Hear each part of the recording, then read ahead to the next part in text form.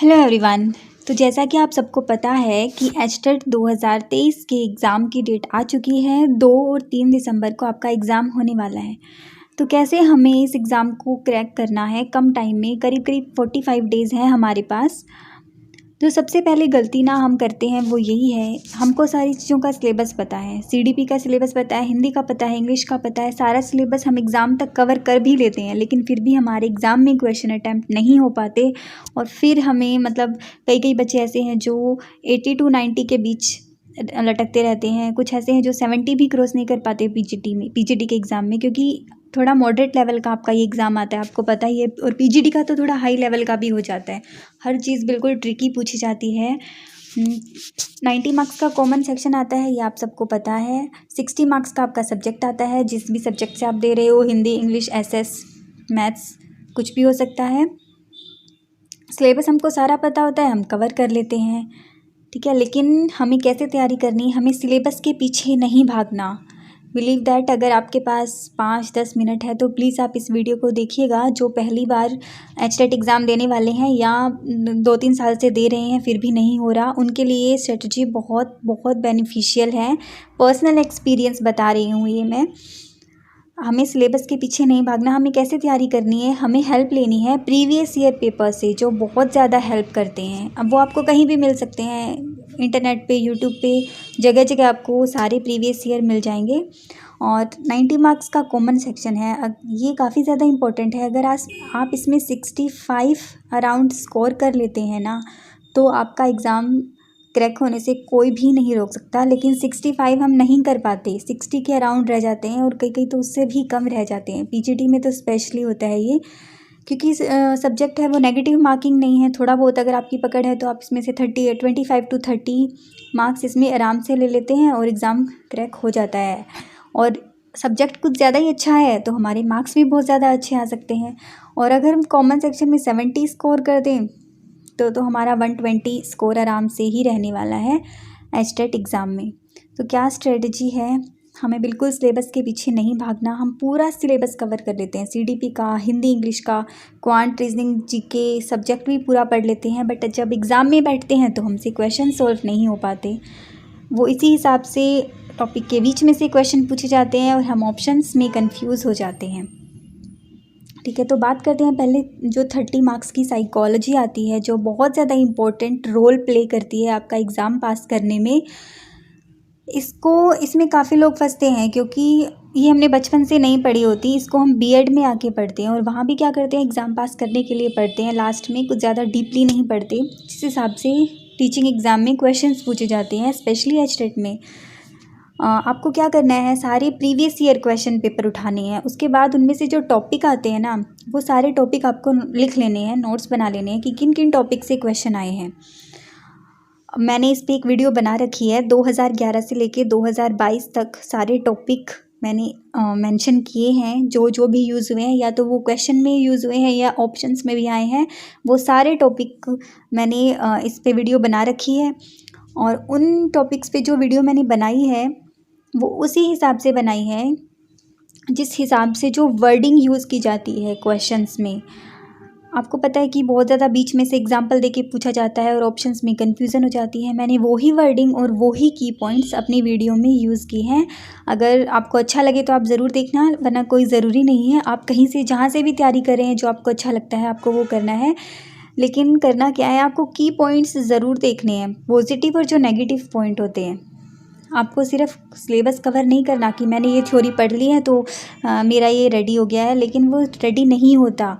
उसके हमें बीच में से सब कुछ पता होना चाहिए कि किस किस वर्ड को यूज़ करके क्वेश्चन पूछा जा सकता है और पूछा जा चुका है। मैंने वही वर्डिंग यूज़ करके सारी वीडियो बनाई है। अगर आप वीडियो देखते हैं, वीडियो देखिए, नोट्स बनाइए, और फिर जो भी आपके पास बुक है, कोई भी पब्लिकेशन की बुक है, नई खरीदने की कोई ज़रूरत नहीं है, उस टॉपिक को उस बुक में से रिवाइज़ कीजिए, पढ़ दीजिए एक बारी। 10-10 मिनट की वीडियो है, 10 से 15 मिनट की है, 1-2, ज़्यादा लंबी नहीं है। आपको 10 मिनट रिवाइज़ करने में लग सकता है, टोटल आपको 30 मिनट्स लगेंगे। आप अपना फ़र्क देखिएगा, जो आपने 2-3 साल में जिस टॉपिक को पढ़ा है और जो अब आपने 30 मिनट में उस टॉपिक को पढ़ा है, फिर आप क्वेश्चन लगा के देखिएगा कि आपको आपके क्वेश्चन कैसे अटेम्प्ट हो रहे हैं, इजीली निकल रहे हैं, वही की पॉइंट्स यूज़ करे गए हैं जो एग्ज़ाम में आए हैं। 100% टोटल जितने भी पॉइंट्स एग्ज़ाम में क्वेश्चन बन सकता है वो सारे पॉइंट यूज़ करे गए हैं, आप देख सकते हैं। तो ये तो हो गया सीडीपी की बात, जिसमें अगर आप 25 अराउंड अगर स्कोर कर लेते हैं ना, तो आपको कोई भी नहीं रोक सकता एग्ज़ाम क्रैक करने से। कई कई बच्चे ऐसे हैं जो 8-9 नंबर लेके आते हैं सीडीपी में, उनका एग्ज़ाम कैसे पास होगा? वो यही है जो सिलेबस के पीछे भागते हैं। फर्स्ट टाइम जब मैंने एग्ज़ाम दिया था तो मैंने भी यही गलती की थी और मेरा एग्ज़ाम क्रैक नहीं हो पाया। मैंने पूरा सिलेबस कवर कर लिया था, सीडीपी का, हिंदी का, इंग्लिश का, हर कुछ सब्जेक्ट का भी पूरा सिलेबस कवर कर लिया था। तो आराम से एग्ज़ाम में जाके बैठे तो एग्ज़ाम में क्वेश्चन ही सॉल्व नहीं हो रहे। ये तो पता था कि ये क्वेश्चन इस थ्योरी से है, लेकिन कैसे वो पूछा गया है वो समझ नहीं आया। क्वेश्चन को समझने में ही काफ़ी टाइम लग जाता है, फिर कन्फ्यूजिंग से ऑप्शंस और अजीब अजीब से साइकोलॉजी में साइकोलॉजिस्ट के नाम। तो ये गलती आपको नहीं करनी है, आपको सारे टॉपिक देखने हैं। पहले वीडियो पड़ी हुई है चैनल पर सारे टॉपिक्स की, उन टॉपिक्स को उठा के आपको पढ़ना है, फिर आपको रिवीजन करनी है और फिर प्रैक्टिस सेट लगानी है। प्रैक्टिस लगाना बहुत ज़्यादा ज़रूरी है। ये हो गई सीडीपी की बात। उसके बाद आता है अनदर लेवल हिंदी का। हिंदी का आपको पता है कि एचटेट में हर टेट एग्ज़ाम से ज़्यादा हाई लेवल की हिंदी आती है, मतलब बहुत moderate to hard level Hindi इसमें पूछी जाती है। देखो हिंदी सबको आती है वैसे, संधि, संज्ञा, क्रिया, काल क्या होता है सबको पता होता है, इसलिए हम थोड़ा सेटिस्फाई रहते हैं हिंदी की साइड से कि हिंदी तो ईजी है, निकल जाएगी। लेकिन हिंदी में ऐसे बच्चे भी हैं जिनके 3 से 4 मार्क्स आते हैं 15 में से। 15 नंबर की हिंदी, 15 नंबर की इंग्लिश आती है, आपको पता है। लेकिन हमें ये गलती नहीं करनी है, हमें एटलीस्ट 11 से 12 नंबर तो हिंदी में चाहिए ही चाहिए। वो कैसे मिल सकते हैं? वो हमें हिंदी के लिए सबसे अच्छा पढ़ने का तरीका है कि सेल्फ स्टडी करो। आपके पास जो भी बुक है, ज़रूरी नहीं है ख़रीदनी है, आपको कोई पैसे नहीं लगाने, आपको ऑनलाइन नहीं पढ़नी है हिंदी, क्योंकि आपको सब कुछ पहले से आता है, आपका बेस अच्छे से रेडी है हिंदी का। बस आपके जो बीच में से जो उनके जो पार्ट होते हैं, उनके जो भेद होते हैं हिंदी में, उन भेद में से क्वेश्चन आता है, आपको उनके एग्जाम्पल्स देखने हैं, वहाँ से क्वेश्चन आता है कि एग्जाम्पल कौन से किस चीज़ का है। ये सेल्फ स्टडी आपको करनी है। एक चैप्टर पढ़ने में आपको 30 मिनट भी नहीं लगने वाले, क्योंकि हिंदी में आपको बहुत कुछ है जो पहले से आता है। तो अगर हिंदी में अगर आप सेल्फ स्टडी करेंगे तो बहुत ज़्यादा बेनिफिशियल है आपके लिए। फिर आपको करनी है रिवीजन और फिर वही प्रैक्टिस सेट लगाना है। रिवीजन करना काफ़ी इंपॉर्टेंट है हिंदी में, क्योंकि जो कोई चीज़ हमने नई पढ़ी है तो हम भूल सकते हैं उनको। रिवीजन आपको कैसे करनी है? रिवीजन आपको 3 दिन पीछे रखनी है, मतलब जो आपने 3 दिन पहले पढ़ा था उस चीज़ की रिवीजन आपको आज करनी है। आप सच में ये करके देखिएगा, ये बहुत ज़्यादा बेनिफिशियल है। ये पर्सनल एक्सपीरियंस की बात हो रही है यहाँ पे। उसके बाद इंग्लिश है। इंग्लिश ज़्यादा हाई लेवल की नहीं आती, अकॉर्डिंग टू हिंदी थोड़ी इजी पूछी जाती है।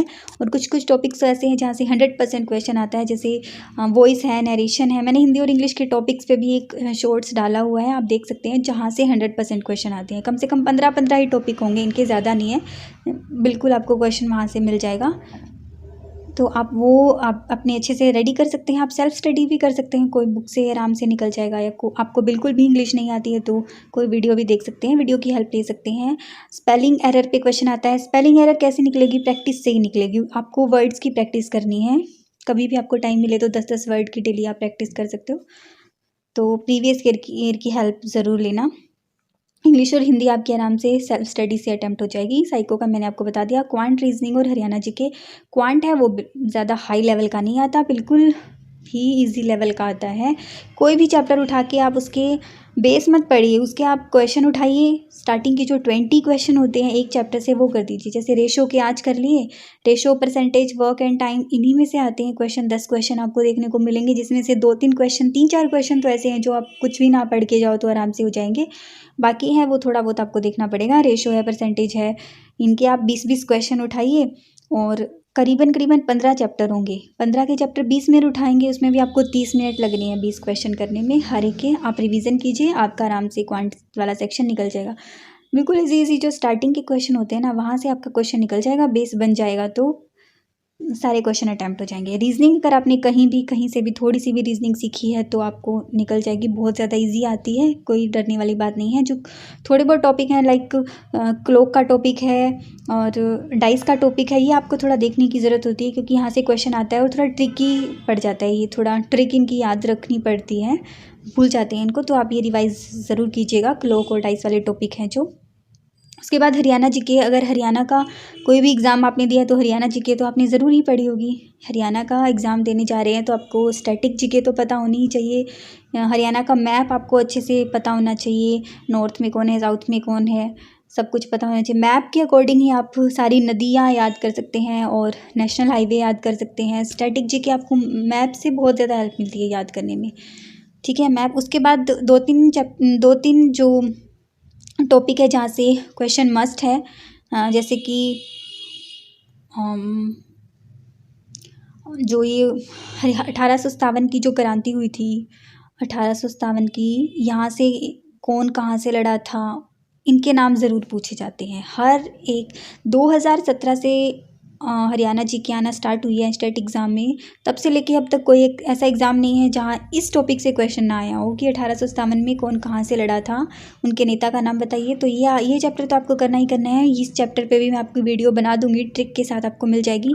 और एक जो होता है मासिक पत्रिकाएँ जो होती है, उर्दू साहित्य अकेडमी, संस्कृत साहित्य अकेडमी, इनके जो संपादक हैं या पत्रिका का नाम क्या है, यहाँ से 100% क्वेश्चन आता है। और एक क्वेश्चन आता है जो रिसेंट में हरियाणा सरकार ने जो योजनाएं लागू करी होती है, बिल्कुल मोटी मोटी, जो बहुत ज़्यादा चर्चा में रहती है, वहाँ से क्वेश्चन आता है 100% क्वेश्चन। तो ये 3 टॉपिक तो ऐसे हैं जो आपको छोड़ने नहीं है, बिल्कुल ईजी भी हैं करने में और आराम से 100% आपको देखने को मिलेंगे। और बाकी स्टैटिक जीके ही आती है, नेशनल पार्क कितने हैं, कौन सा बड़ा है, कौन सा छोटा है, किस चीज़ के लिए कौन सा फेमस है, ये सब चीज़ें आती है हरियाणा जीके में। 10 मार्क्स की, ज़्यादा कोई हाई फाई चीज़ नहीं है, आराम से आपके 7-8 क्वेश्चन निकल जाएंगे। उसके बाद आपका सब्जेक्ट आता है। अगर सब्जेक्ट पे आपकी ज़्यादा पकड़ नहीं है तो भी आपके 20 क्वेश्चन तो आराम से हो जाते हैं, बिल्कुल ईजी लेवल के आते हैं। और अगर आपकी बहुत ज़्यादा पकड़ है, बहुत ज़्यादा भी नहीं, अगर आपने अच्छी तैयारी की है तो आपके 40 to 45 क्वेश्चन तो कहीं जाने वाले नहीं हैं। तो अगर आप यहाँ से 65 और यहाँ से 40 और 45 कर लेते हैं तो आपका बहुत अच्छा स्कोर बन जाएगा। और अगर आपका सब्जेक्ट कुछ ज़्यादा ही अच्छा है तो 50 to 60 मार्क्स भी यहाँ से आ जाते हैं। और कॉमन सेक्शन में भी अगर आपने बहुत ज़्यादा मेरी स्ट्रेटजी से तैयारी की है तो आपके 70 क्वेश्चन आराम से अटैम्प्ट हो जाएंगे। आप बहुत ज़्यादा अच्छा स्कोर कर सकते हैं, बस आपको 4 या 5 घंटे देने हैं। मैं नहीं कहती कि आप 24 घंटे पढ़ो, अगर आप पूरे दिन में 4 से 5 घंटे, मैक्सिमम 5 आवर भी आपने इस एग्ज़ाम को देते हैं ना, तो इस स्ट्रेटजी के साथ बिल्कुल डीप लेवल का आप पढ़ते हैं तो आपका आराम से हो जाएगा, जिसमें प्रैक्टिस और रिवीजन मस्ट है, बहुत ज़्यादा ज़रूरी है। सिलेबस के पीछे नहीं भागना कि पूरा सिलेबस कवर करना ही करना है, आपको टॉपिक के हिसाब से पढ़ना है। जो मन करे आप पहले वो टॉपिक उठाइए, उसकी रिवीजन ज़रूर करिए और फिर प्रैक्टिस सेट ज़रूर लगाइए, ठीक है। 5 घंटे बहुत ज़्यादा है पढ़ने के लिए, एचटेट को पास करने के लिए। 45 डेज़ आपके पास हैं, तो बीच में फेस्टिवल वगैरह भी हैं तो थोड़ा टाइम उनमें भी लगने वाला है।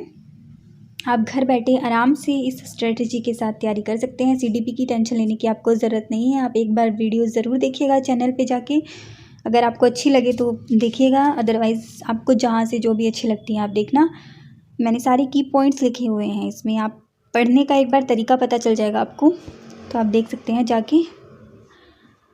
तो पीजीटी और टीजीटी की सेम ही होती है, और पीआरटी में थोड़ा सिलेबस में फ़र्क हो जाता है सब्जेक्ट में, क्योंकि इसमें 30 मार्क्स का क्वांट और 30 मार्क्स की ईवीएस ऐड हो जाती है, तो आप वो अपने हिसाब से देख सकते हैं पीआरटी के लिए। बाकी पीजीटी के लिए आपको थोड़ा सा टाइम देना पड़ता है, प्रैक्टिस ज़्यादा करनी पड़ती है, ट्रिकी क्वेश्चंस पूछे जाते हैं। और टीजीटी में कोई भी मुश्किल काम नहीं है पास करना, ईजिली हो जाता है, क्योंकि सब्जेक्ट भी मॉडरेट, ईजी टू मॉडरेट आता है और कॉमन भी ईजी टू मॉडरेट आता है, ठीक है। आई होप आपको अच्छा लगा होगा, तो मिलते हैं नेक्स्ट वीडियो में।